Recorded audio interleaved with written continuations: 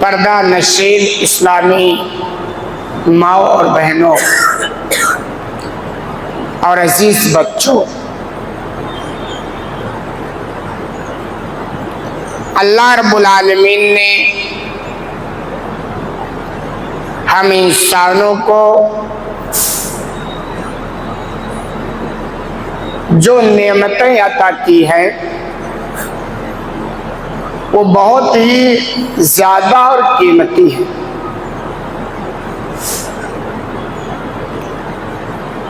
اگر ہم ان نعمتوں کو گننا چاہیں تو گن نہیں سکتے۔ خود اللہ نے بھی اس کی وضاحت ان الفاظ میں کی ہے، ان تعدوا نعمت اللہ لا تحصوها، کہ اللہ کے بندو اگر تم اللہ کی نعمتوں کو گننا چاہو تو گن نہیں سکتے ہو۔ اتنی نعمتیں اللہ نے ہمیں عطا کی۔ ساتھ ہی یہ بات یاد رہے کہ جو نعمتیں ہمیں ملی ہیں ان کے بارے میں ہم سے سوال و جواب بھی ہوگا۔ ایسا نہیں کہ نعمتیں مل گئی عیش کریں اور کوئی سوال نہیں ہوگا، کوئی جواب نہیں ہوگا، ایسی بات نہیں۔ اور ضرورت بھی ہے کہ جو نعمتیں ہمیں ملی ہیں ان کے بارے میں سوال ہو، کیونکہ اگر سوال نہ ہو تو نعمتوں کا استعمال غلط ہو سکتا ہے۔ جیسے آپ اپنے جوان بیٹے کو پیسہ دیں اور اس کو آزاد چھوڑ دیں کہ بھائی جیسا چاہو ایسے استعمال کرو، جیسا چاہو ویسا خرچ کرو، اس بات کا امکان ہے کہ وہ پیسے کا استعمال غلط کر سکتا ہے۔ لیکن اگر اس کے دماغ میں یہ بات بھی رہے کہ جو ہمیں مل رہا ہے اس کے بارے میں حساب بھی ہوگا، سوال بھی ہوگا، تو پھر وہ الرٹ رہے گا، ہوشیاری کے ساتھ اس پیسے کا استعمال کرے گا۔ تو ایسے اللہ نے ہمیں جو نعمتیں دی ہیں اس کے بارے میں سوال ہوگا، بچیں گے نہیں۔ اس کی وضاحت بھی اللہ نے خود قرآن کے اندر کی ہے، ثم لتسألن یومئذ عن النعیم، کہ لوگوں تم سے نعمتوں کے بارے میں ضرور پوچھا جائے گا۔ جو پڑھتے ہیں، لکھتے ہیں، جانتے ہیں، لتسألن کا صیغہ ہے لام بھی تاکید اور نون بھی تاکید، مطلب یہ کہ ضرور بھی ضرور پوچھا جائے گا، بچ نہیں سکتے ہو۔ جو نعمت اللہ نے ہمیں دی ہے اس کے بارے میں سوال ہو، یہ بات دماغ میں رہنی چاہیے۔ ویسے اللہ نے بڑی نعمتیں دی ہے، اگر خود اپنی جسم کے بارے میں ہم غور کریں تو یہاں بھی بڑی نعمتیں ہیں۔ بھائی ہاتھ کی نعمتیں، کان کی نعمتیں، دانت کی نعمتیں، دل، گردے، پھیپھڑے، کتنی قیمتی قیمتی نعمتیں ہیں۔ ان نعمتوں کی قدر اور اہمیت دراصل ان کو ہوتا ہے جو ان نعمتوں سے بیچارے محروم ہو جاتے ہیں۔ انہی نعمتوں میں سے ایک نعمت ہے زبان، سب کے پاس ہے زبان۔ اس زبان کے بارے میں بھی ہم سے سوال ہوگا۔ ساتھ ہی یہ بات بھی یاد رہے کہ اللہ نے جو نعمتیں دی ہیں اس کے استعمال کا اختیار بھی اللہ نے ہمیں دے رکھا، اور ساتھ ہی اللہ نے رہنمائی بھی کر دی ہے کہ بھئی اگر اس نعمت کا استعمال ایسے کرو گے تو ٹھیک ہے، اور اگر ایسے کرو گے تو یہ غلط اور خطرناک ہے۔ یہ کتنی بڑی بیوقوفی کی بات ہو سکتی ہے کہ آپ چل رہے ہیں، آپ کے ساتھ آپ کے والدین ہیں۔ دنیا میں ہمارے سب سے زیادہ خیر خواہ کون ہوتے ہیں؟ والدین ہوتے ہیں۔ اس کے بڑھ کر کوئی خیر خواہ نہیں مل سکتا ہے، نہیں مل سکتا۔ باقی تو سب مطلب والے مل سکتے ہیں، بغیر مطلب، بغیر لالچ، بغیر کسی حرص کے اگر خیر خواہی کا جذبہ رکھتا ہے تو والدین۔ آپ والدین کے ساتھ چل رہے ہیں، آپ آگے گئے اور آگے آپ کو دو راستہ نظر آ رہا ہے۔ ایک راستہ تو تھوڑا چمک چمک نظر آ رہا ہے، دیکھنے میں بڑا اچھا لگ رہا ہے، اور اس راستے پہ چلنے میں ایسا لگتا ہے کہ تھوڑا آپ کو مزہ بھی آئے گا۔ اور ایک راستہ بالکل سادہ لگ رہا ہے، ہو سکتا ہے اس کے چلنے میں تھوڑی دقت بھی ہو۔ اب آپ کے سمجھ میں تو یہ آ رہا ہے کہ وہ جو چمک چمک والا راستہ ہے وہ ٹھیک ہے، لیکن آپ کے ساتھ والدین ہیں، وہ کہہ رہے ہیں کہ راستہ جو چمک چمک نظر آ رہا ہے نا، یہ ٹھیک تو دکھ رہا ہے مگر آگے جا کر کھائی میں گرائے گا، ایسے گڈھے میں گرا دے گا جہاں سے نکل نہیں پاؤ گا۔ کون کہہ رہا؟ آپ کے والدین آپ سے کہہ رہے، اور کہہ رہی ہے جو راستہ بالکل سادہ سا نظر آ رہا ہے، دیکھنے میں تو اتنا اچھا نہیں لگتا ہے، لیکن وہ راستہ ہے جو آپ کے منزل تک پہنچائے گا، آپ کے مقصد کو حاصل کر دے گا۔ اب مجھے بتاؤ، والدین سے زیادہ خیر خواہ انسان کوئی ہو سکتا ہے؟ اب وہ بندہ اپنے والدین کی بات نہ مانے اور اسی گڈھے والے راستے پر چلا جائے، حماقت ہے کہ نہیں ہے؟ بیوقوفی ہے کہ نہیں ہے؟ مطلب جس قدر آپ اس بات پر افسوس کریں وہ کم ہے۔ یاد رکھو، ماں باپ سے زیادہ خیر خواہ ہمارے لیے ہمارا اللہ ہے اور اس کا رسول ہے، اس سے زیادہ اور کوئی خیر خواہ نہیں ہو سکتا ہے۔ ماں باپ سے زیادہ خیر خواہ۔ بسا اوقات ماں باپ کو فکر صرف دنیا کی ہوتی ہے جو وقتی طور پر ہے، اللہ اس کے رسول کی فکر آخرت تک ہوتی ہے جو ہمیشہ کی زندگی ہے، جو دائمی زندگی ہے۔ وہ یہ کہہ رہے ہیں یہ راستہ غلط ہے، یہ صحیح ہے، یہ گڈھے میں گرائے گا اور یہ مقصد تو پہنچائے گا۔ ہم انسانوں کے سمجھ میں نہیں آتا، یہ بیوقوفی ہے کہ نہیں، یہ حماقت ہے کہ نہیں؟ آپ ٹھنڈے دماغ سے سوچیں کس قدر ہم حماقت پر تلے ہوئے ہیں کہ ہمارا سب سے بڑا خیر خواہ جو وہ کہہ رہی ہے غلط، یہ صحیح۔ ایسے ہی جو نعمتیں اللہ نے ہمیں دی ہے اس کے تعلق سے مکمل رہنمائی موجود ہے، مکمل رہنمائی موجود ہے۔ اس نعمت کا استعمال اس طرح سے کرو گے تو صحیح ہے اور اس طرح سے کرو گے تو غلط ہے۔ اگر صحیح والا بندہ انتخاب کرتا ہے تو اس کی ہوشیاری ہے، دانشمندی، عقل مندی ہے، اور غلط والے راستے کا انتخاب کرتا ہے تو اس کی بیوقوفی ہے، کیونکہ اللہ اس کے رسول سے زیادہ خیر خواہ ہمارا کوئی نہیں ہو سکتا۔ ایسے اللہ نے جو ہمیں نعمتیں دی ہیں، ان نعمتوں میں ایک زبان کی بھی نعمت ہے، سب کے پاس ہے الحمدللہ۔ تو اس نعمت کا استعمال بھی صحیح بھی ہو سکتا ہے اور غلط بھی ہو سکتا ہے، اور وہ پورا اختیار الحمدللہ ہمیں حاصل ہے۔ بھائی زبان ہمارے کنٹرول میں ہے کہ نہیں؟ ہم چاہیں کہ اسے صحیح بولیں اور چاہیں تو جھوٹ بولیں، چاہیں تو کسی کو گالی گلوچ بکیں اور چاہیں تو کسی کے لیے بھلائی کا راستہ ہموار کریں، یہ پورا اختیار ہمیں ہے۔ گویا سچائی کا راستہ اختیار کر کے، سچائی کے راستے پر چل کے اس نعمت کا حق ہم ادا کر سکتے ہیں، شکریہ ادا کر سکتے ہیں، اور اگر چاہیں تو غلط راستے پر چل کے غلط طریقے سے استعمال کر کے ناشکری کا راستہ اختیار کر سکتے ہیں۔ یہی وجہ ہے کہ اللہ رب العالمین نے اس زبان کے تعلق سے بھی کہا یا ایھا الذین آمنوا اتقوا اللہ، اے ایمان والو تم اللہ سے ڈرو، پہلی فرصت اللہ سے ڈرو، وَقُولُوا قَوْلًا سَدِيدًا، اور درست بات کو ہمیشہ بولو تو صحیح بولو، درست بولو، سچائی کو اختیار کرو۔ درست کیا ہے وہ آپ جانتے ہیں، غلط کیا وہ بھی آپ جانتے ہیں۔ یعنی زبان کا استعمال صحیح کرو، سچائی کا راستہ اختیار کرو، یہ سچ ہے۔ اور اللہ نے بڑی زبردست بات کہی، پہلے تو کہا اللہ کا ڈر رکھو، کیونکہ حقیقت یہ ہے کہ جب تک ہمارے دل کے اندر اللہ کا خوف نہ ہونا، ہم اس نعمت کا نہیں، کسی بھی نعمت کا صحیح استعمال نہیں کر سکتے۔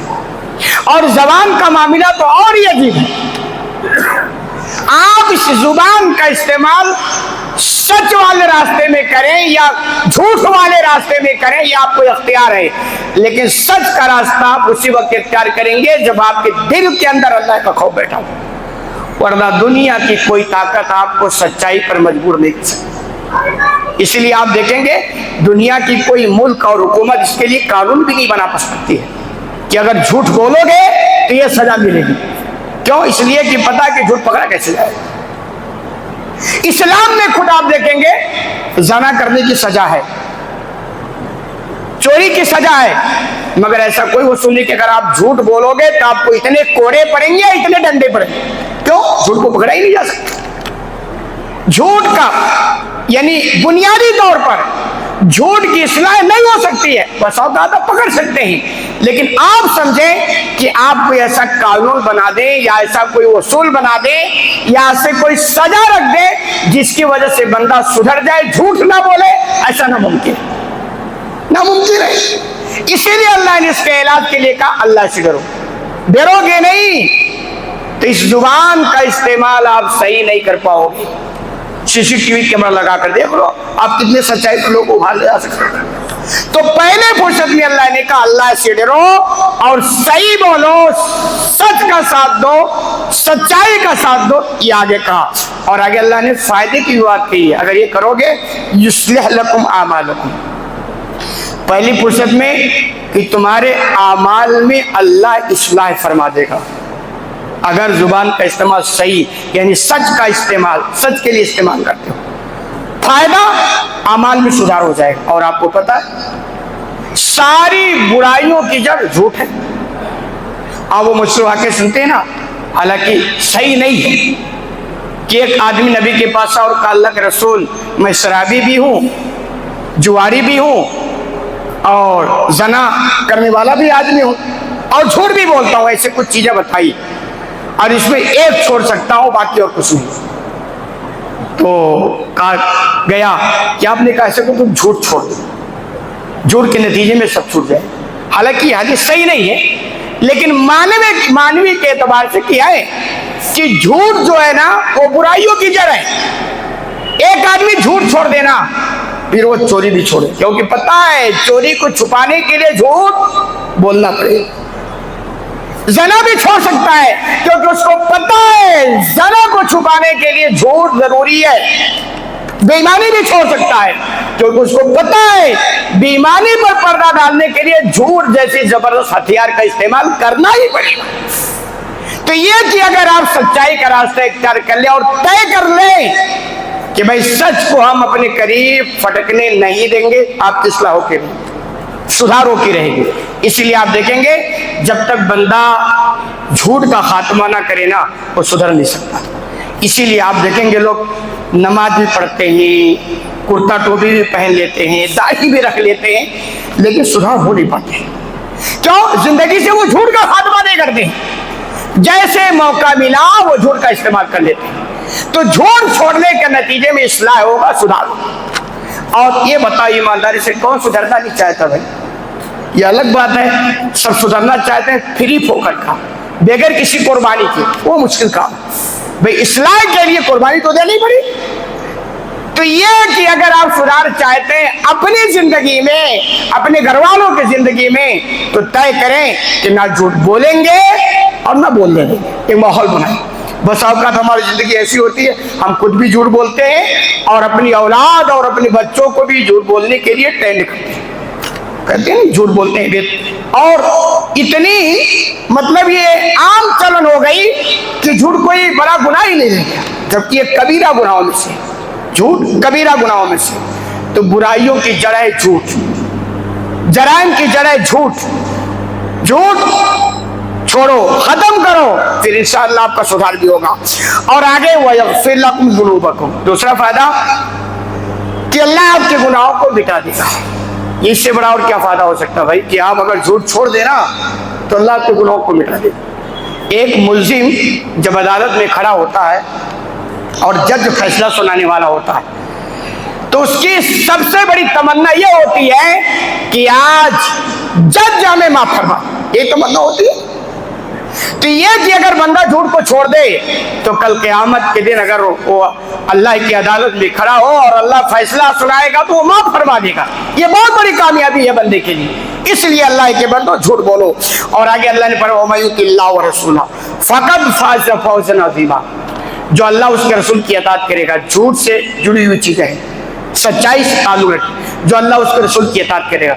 پہلے کیا کہا گیا کہ بھائی صحیح بات کہو، سچ بولو، یعنی جھوٹ مت بولو، غلط استعمال نہ کرو۔ لیکن یہ سارا کام آپ کو کیوں کرنا ہے؟ دنیاوی منفعت کے لیے نہیں، اللہ اس کے رسول کی اطاعت کے جذبے سے۔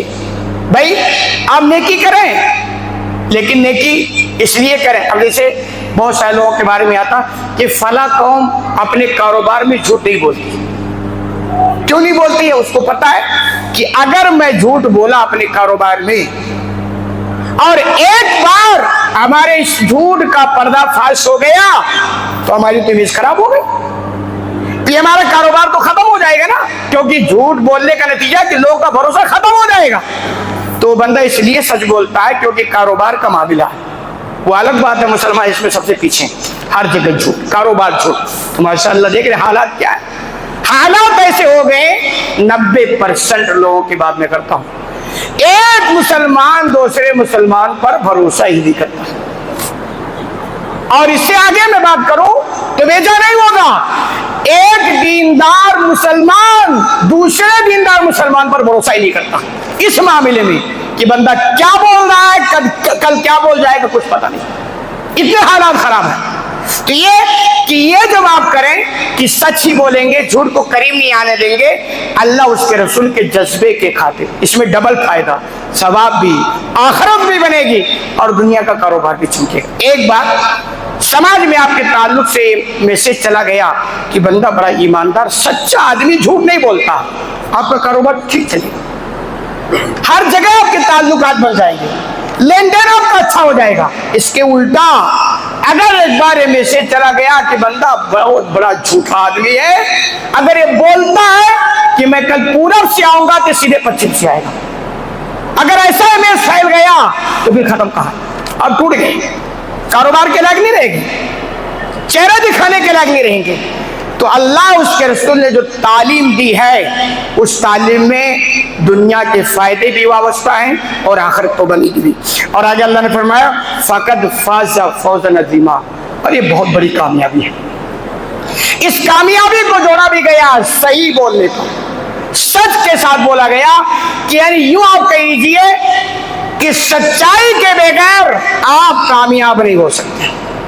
یہ نوٹ کریں، چاہے دنیاوی معاملہ ہو یا آخرت کا معاملہ۔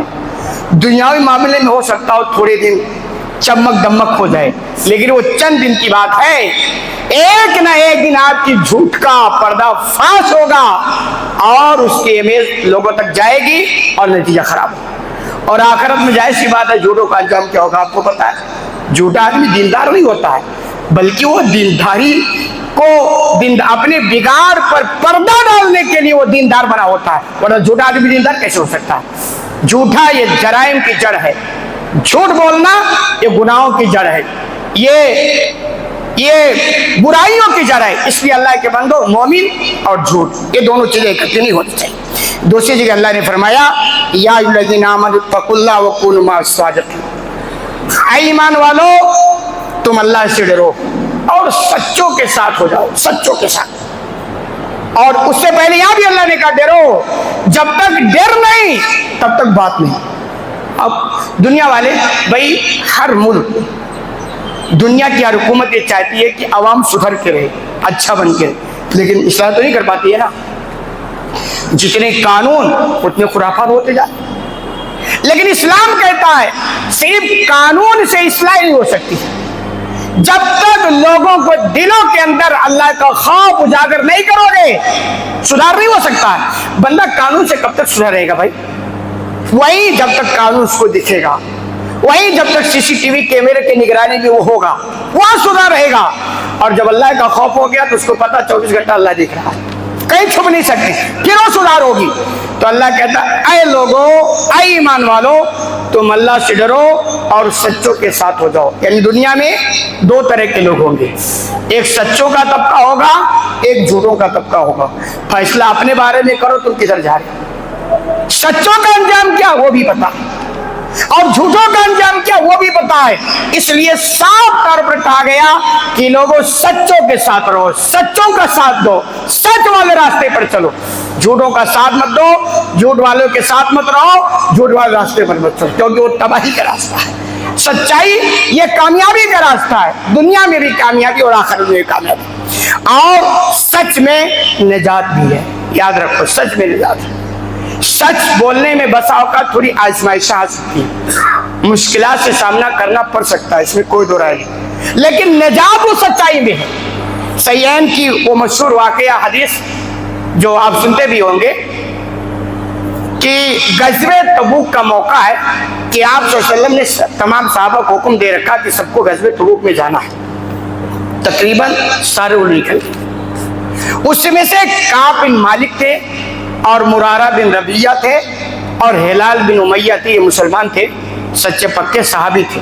ये अपने सुस्ती और कायली की वजह से उस गज़वे में शरीक नहीं हो सके, और हुक्म था कि सबको जाना है, और बाकी मुनाफिकीन का जो तबका था वो ये उस गज़वे में शरीक नहीं हुई। चुनांचे काब बिन मालिक बयान फरमाते हैं कि मैंने कहा, चूंकि गर्मी का जमाना था और फलों के पक चुके थे, और उनका था कि मैं थोड़ा अपने फल वगैरह का इंतजाम कर लो, जो इंसान की कमजोरी होती है, और मैं तो तवाना हूँ, ताकतवर हूँ, सवारी भी अच्छी खासी है, मैं जल्दी उनके साथ पहुंच जाऊंगा। खैर इस प्लान के साथ मैं साथ में नहीं निकला। चुनांचे नतीजा ये हुआ कि धीरे धीरे सुस्ती कायली गाली बाती गई और मैं वहां नहीं पहुंच पाया। और जब नबी करीम सल्लल्लाहु अलैहि वसल्लम को वापसी का सफर शुरू हुआ और मुझे खबर लगी कि आप वापस आ रहे हैं या रवाना होने वाले हैं, तो मुझे टेंशन हो गया कि मैं जवाब क्या दूं, क्योंकि जब आएंगे तो पूछा जाएगा कि भाई फला गए सब गए, तुम क्यों नहीं। तो पहले तो इनके दिल में ख्याल आया, चले झूठ बोलते कोई रास्ता निकाल लेंगे, जैसे हर इंसान के दिल में ख्याल आता है। कह रहे फिर हालात और करीब हुए और खबर लगी कि आप सल्लल्लाहु अलैहि वसल्लम बस मदीना पहुंचने ही वाले हैं। तो जब करीब वक्त आ गया तो अपने घर वालों से मशवरा भी किया, आखिर में नतीजे में पहुंचा कि मैं बोलूंगा तो सच ही बोलूंगा, कुछ भी हो जाए। सुस्ती हो गई, काफिली हो गई, गफलत हो गई, कोई मसला नहीं, लेकिन अब झूठ बोलकर डबल गलती नहीं करूँ, मैं तय किया मैं सच बोलूंगा। चुनांचे आप सल्लल्लाहु अलैहि वसल्लम आ गए, गज़वे तबूक से वापस मस्जिद नबी में तशरीफ ले गए, 2 रकात नमाज पढ़ी, उसके बाद मुलाकात का सिलसिला शुरू हुआ। मुनाफिकीन आते गए और हीले बहाने बताते गए, झूठ बोलते गए, आपने सबको नजरअंदाज किया, सबकी मग़फ़िरत की दुआ की और सबको कबूल फरमाया, जो जिसने कहा वो सुन लिया। काब बिन मालिक बयान फरमाया, जब मेरी बारी आई तो मैंने कहा अल्लाह का रसूल, मैं चाहता तो मैं भी झूठ बोल सकता हूँ, और मेरे पास फसाद भी है, बलागत भी है और ताकत भी है, मैं बोल सकता हूँ, आपसे बच सकता हूँ, लेकिन मुझे पता है कि मैं इधर झूठ बोलूंगा आपका रब आपको बता देगा, इसलिए मैं झूठ नहीं बोल सकता। हमसे गलती हुई है, कोताही हुई है, किसी वजह से हम बोल रहे हैं, हमारा जुर्म है, हमने गलती की एहसास है, मगर सच हम बता रहे हैं, हम झूठ नहीं बोले। चुनांचे वो बयान फरमाते हैं कि अल्लाह के रसूल ने कहा ठीक है, तुम्हारा मामला अल्लाह पर है, अब तुम इंतजार करो। उसके बाद हमारा बाइकाट कर दिया गया, हमसे ना कोई मिल रहा है, ना बोल रहा है, ना कोई ताल्लुकात बना, मतलब इस तरह के एकदम समाज से बाइकाट हो गए। वो बयान करते हैं मैं बाजार में जाता, लोगों से मिलता, कोई मिल ही नहीं रहा, कोई बात नहीं कर रहा। कह रहे मैं मस्जिद नबी में आता, नमाज पढ़ता मशगूलियत के साथ, तो अल्लाह के रसूल मेरी तरफ देखते, और बाद में जब मैं अल्लाह के रसूल की तरफ देखता तो आप चेहरा फेर लेते। ये हालात बनते। कह रहे 40 दिन ऐसे गुजरता रहा। उसके बाद कह रहे जब 40 दिन हो गया तो ये हुक्म हुआ कि आप अपने बीवी से भी अलग हो जाओ।